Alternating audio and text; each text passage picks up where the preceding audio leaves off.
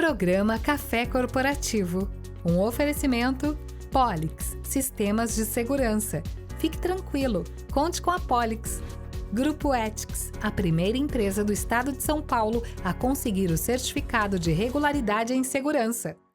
Café Corporativo aqui no canal 25, hoje falando a respeito do funcionalismo público e dessa relação com o servidor. E a minha entrevistada é a doutora Camila Polo. Seja bem-vinda, Camila. Obrigada, Aguinaldo. Fazia tempo, né, que a gente não se conversava mais pessoalmente. Fazia. E olha que a Camila já, muitas vezes ela mandava mensagenzinha para mim dizendo assim, olha, uma pessoa que eu conheço aí do Café Corporativo, né? É verdade. Teve Primo, né? Teve o JP Polo aqui. Teve a Ana. A Ana, muito legal. Que bom que você está aqui hoje, viu, Obrigada. Camila? Muito obrigada. A doutora Camila Polo, ela é graduada em Direito há 21 anos, com pós-graduação em Direito do Trabalho e Processo do Trabalho, Gestão de Projetos do Terceiro Setor e pós-graduada em Departamento Pessoal e Legislação Trabalhista. Hoje ela trabalha em prefeitura, é isso, mesmo. doutora? Isso mesmo. E um detalhezinho curioso e que vale a pena para o nosso telespectador, a Camila é casada com o Carlos Cunha, que várias vezes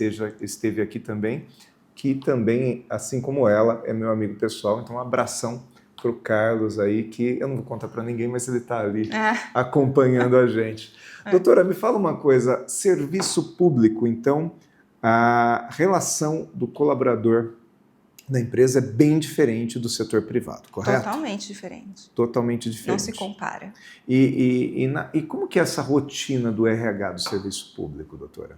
Ela é dinâmica. Apesar de conter muitas regras, muitas fases, ela é dinâmica. É. E esse monte de regras, como que eu concilio esse conjunto muito maior de regras com o lado humano, com o relacionamento com a pessoa?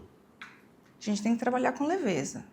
Sempre buscando entender o outro, né? Esse é o primordial de toda a relação.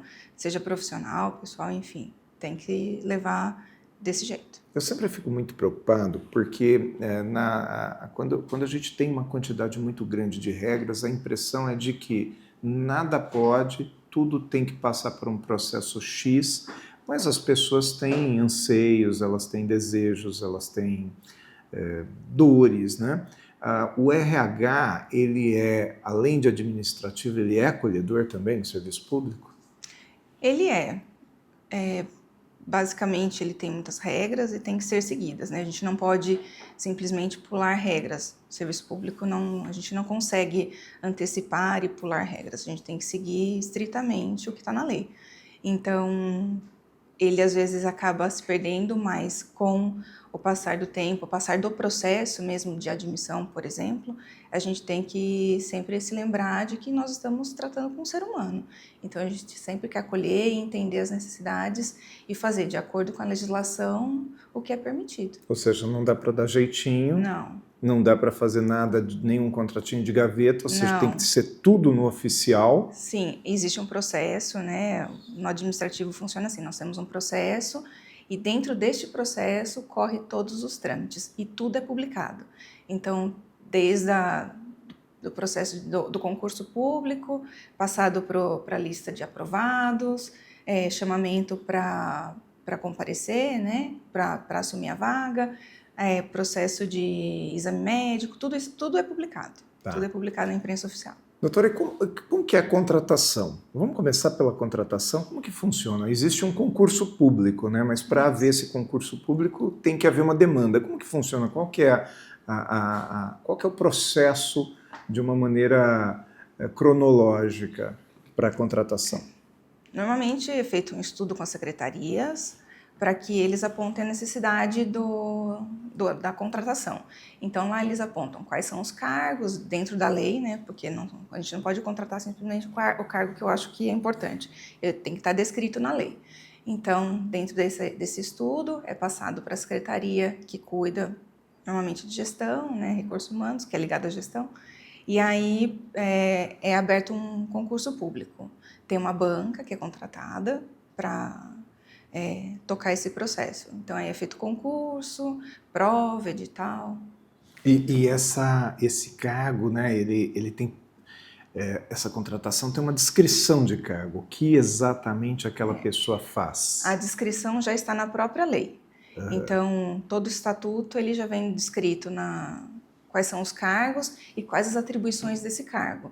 Então, dentro dessas atribuições desses cargos é publicado juntamente no edital. E o gestor ele sabe disso, quer dizer, então não adianta ele, como você próprio disse, doutora, não adianta a gente falar assim, tá, quero uma pessoa para fazer isso a mais, sendo que aquilo não está previsto, não vai contratar. Não, para isso existem outros meios, como, por exemplo, o cargo, a função de confiança, né? Que daí, depois que a pessoa é admitida, é efetivamente colocada no cargo, aí sim ela pode ocupar, de acordo com o estatuto de cada município tem o seu, então, de acordo com o estatuto, ocupar essa função de confiança. Aí sim ela pode desenvolver um trabalho a mais, que normalmente é de coordenação e de chefia.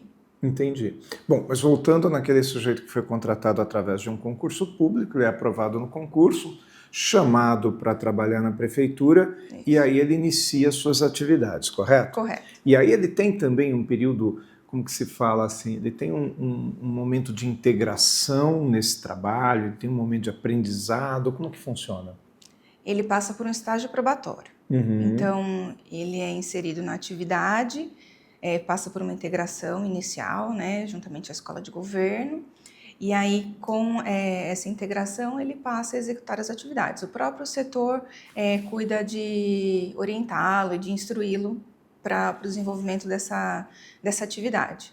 E com o passar dos anos, ele vai passando por avaliação, que é chamado estágio probatório.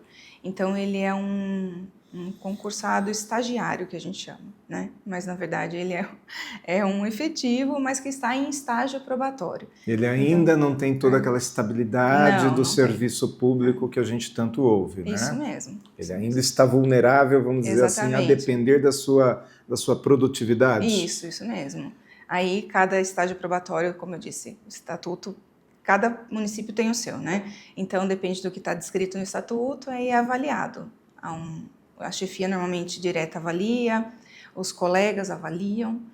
Tem indicadores para isso também? Tem indicadores. Quer dizer, não é só avaliação, né? Não. Existe números também, ele tem como provar que ele realmente... Sim. Porque tudo isso é feito no serviço público dessa maneira, através de leis, até para não haver influência política na questão, não é isso, doutora? Realmente é bem difícil, né, essa questão política, porque é inevitável, nós estamos no meio político, né? Mas o probatório é justamente para isso, para evitar que essa pessoa seja avaliada de forma errada por uma questão política. Muito bom. Doutora, e a partir do momento que ele vai desenvolvendo bem, ele vai passando por esse período que tem um período definido? 3 anos. 3 anos. 3 anos.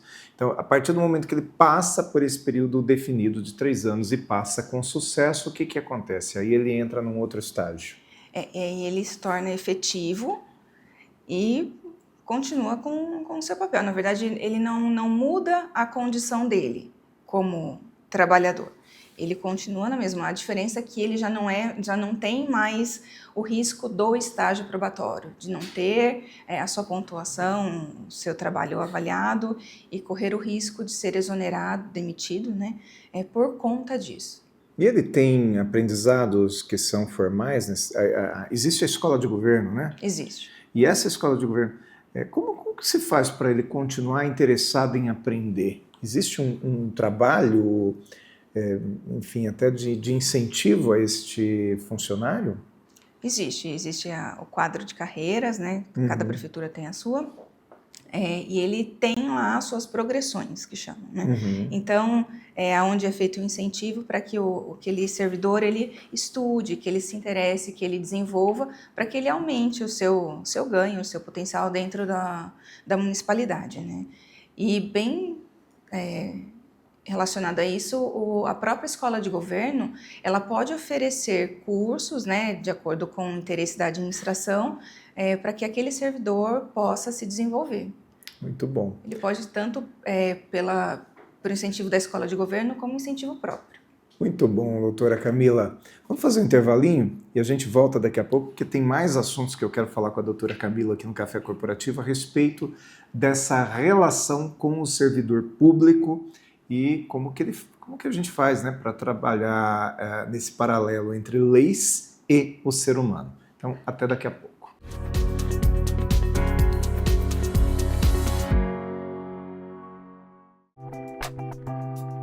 Saudações, pessoal! A dica de segurança de hoje é falar sobre a explosão das bets. O Brasil vive hoje uma explosão silenciosa que já preocupa as famílias e as empresas.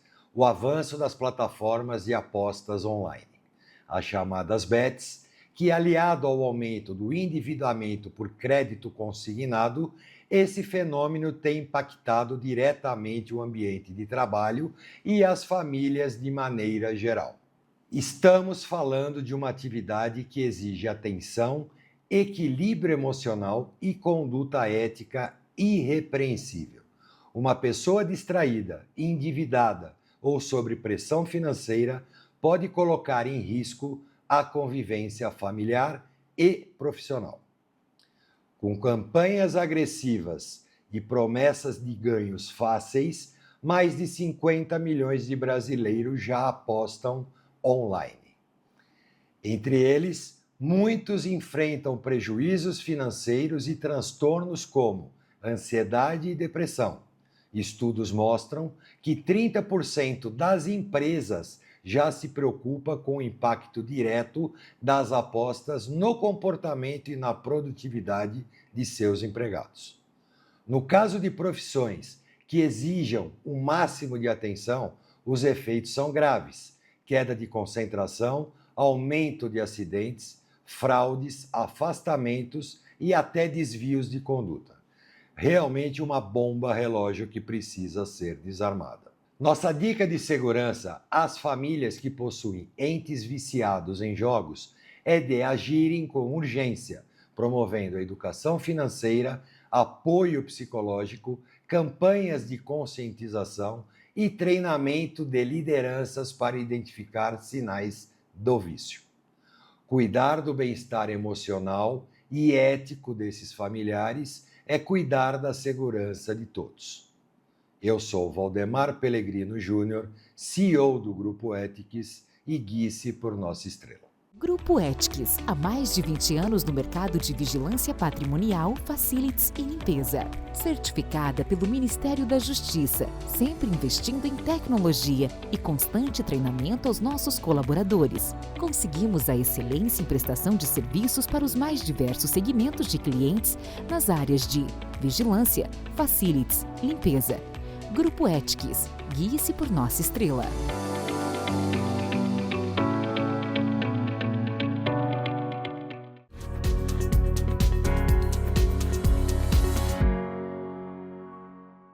Segundo bloco do Café Corporativo, hoje com a doutora Camila Polo Navarro Cunha. Esse é o nome completo, doutora? Esse é o nome completo. Porque advogado geralmente tem nome grande, né?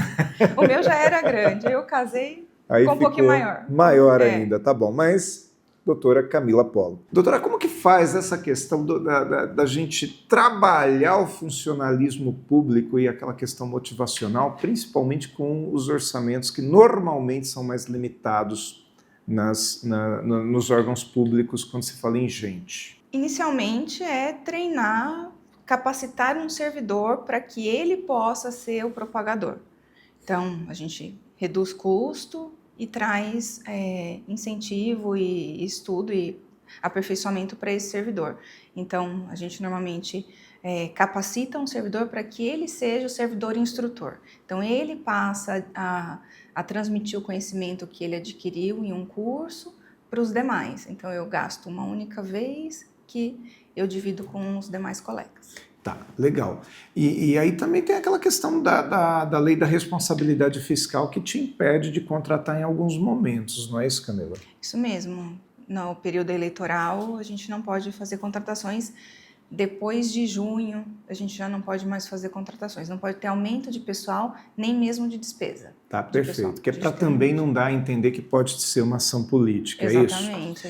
E existe um controle, né? Existe um controle de acesso do servidor público ao departamento, existe um controle de ponto, correto? Sim, é obrigatório. Todo mundo tem que ter esse controle de ponto. E aí você faz de uma maneira tradicional, como se fosse nas empresas mais Sim, tradicionais, sim. ou tem alguma diferença? Não, a gente faz a licitação para a contratação de sistema de ponto e é feito o controle. Aí é a forma que é escolhido, né, pela municipalidade. Uhum. Ou pode ser digital, facial, enfim, aí cada um opta pelo que quiser, mas tem que ter o controle, é obrigatório. Agora eu fico com uma curiosidade, porque na empresa privada, quando um sujeito sai, ele se desliga, imediatamente se contrata outro. A reposição ela é para ser muito rápida, né? Por exemplo, licenças, gravidez, ou licença por problemas de saúde. No serviço público, isso é tão rápido assim também ou não, Camila? Não, no serviço público não. O cargo ele não fica vago, ele ainda fica ocupado por aquele servidor. Então, toda a legislação ela determina a quantidade de vagas, né, para cada cargo. Então, vamos supor, a gente tem um assistente administrativo que temos lá no quadro de uma prefeitura 600 servidores administrativos. Se um deles se afasta, seja por saúde, por gravidez, este cargo ainda fica ocupado. Então, a gente não pode substituir esse servidor. A gente teria que ocupar um novo cargo. Então, não existe substituição nesses casos. Existe. Nesses casos, não, apenas quando é solicitação de exoneração ou então de demissão. Mas daí, nesse período em que aquela senhora ela fica afastada por gravidez, né, ou que um servidor fica impossibilidade de trabalhar, o departamento ele trabalha com menos pessoas. Sim, ele acaba absorvendo, o próprio departamento acaba absorvendo essa atividade e dividindo entre os colaboradores para que o trabalho continue sendo executado, porque o trabalho não pode parar só porque o servidor não está lá.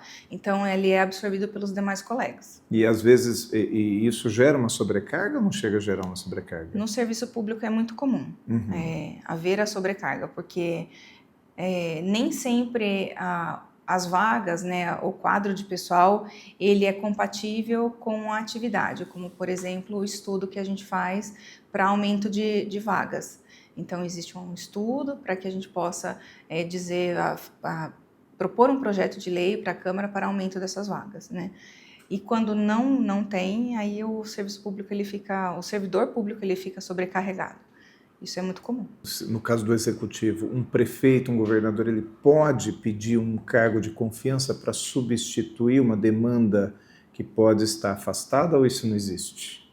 Bom, vamos lá. Existe uma diferença de cargos, né? Então, nós temos hoje o efetivo concursado, né? Que ele pode ser o CLT ou estatutário, dependendo da legislação do município, o comissionado e o processo seletivo, estagiário, enfim.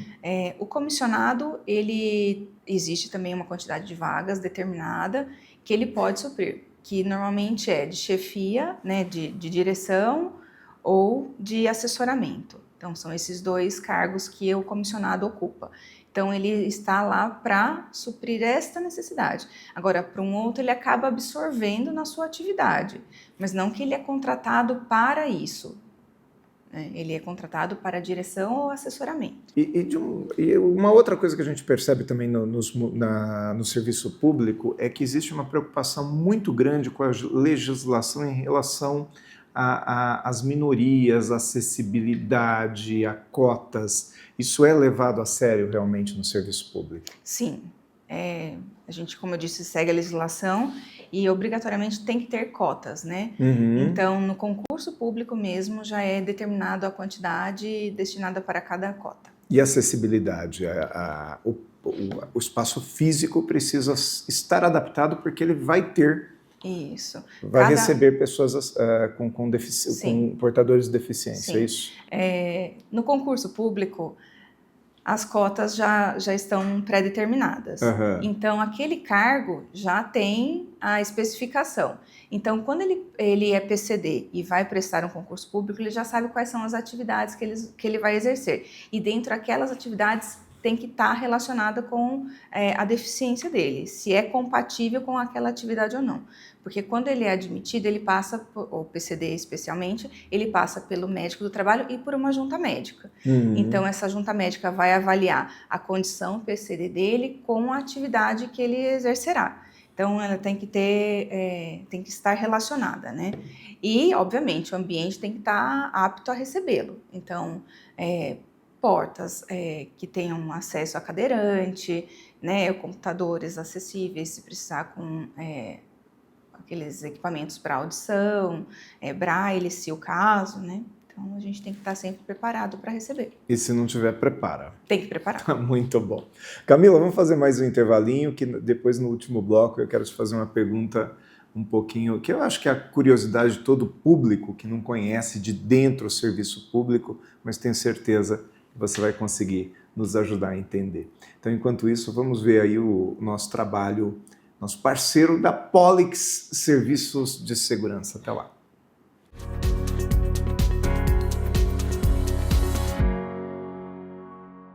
O que você pensa quando falamos em segurança para você e sua família? A Polix Sistemas de Segurança oferece toda a gama de equipamentos de segurança e alta tecnologia como reconhecimento facial de acesso, fechaduras por biometria, monitoramento 24 horas, acompanhamento à distância por celular e tudo o que há de mais moderno em segurança eletrônica patrimonial. Fique tranquilo. Conte com a Polix.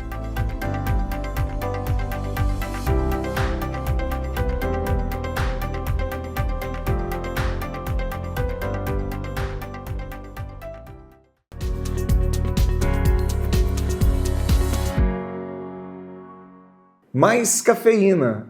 Geralmente no mais cafeína vem a pergunta mais acentuada, aquela pergunta com mais intensidade realmente, né, Camila?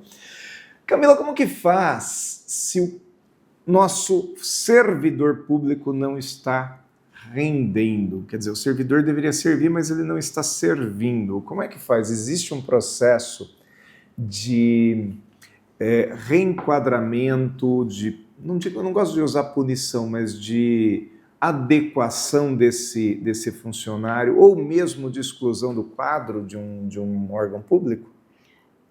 Além do estágio probatório, a gente também tem a avaliação de desempenho. Então, o servidor ele é avaliado ano a ano.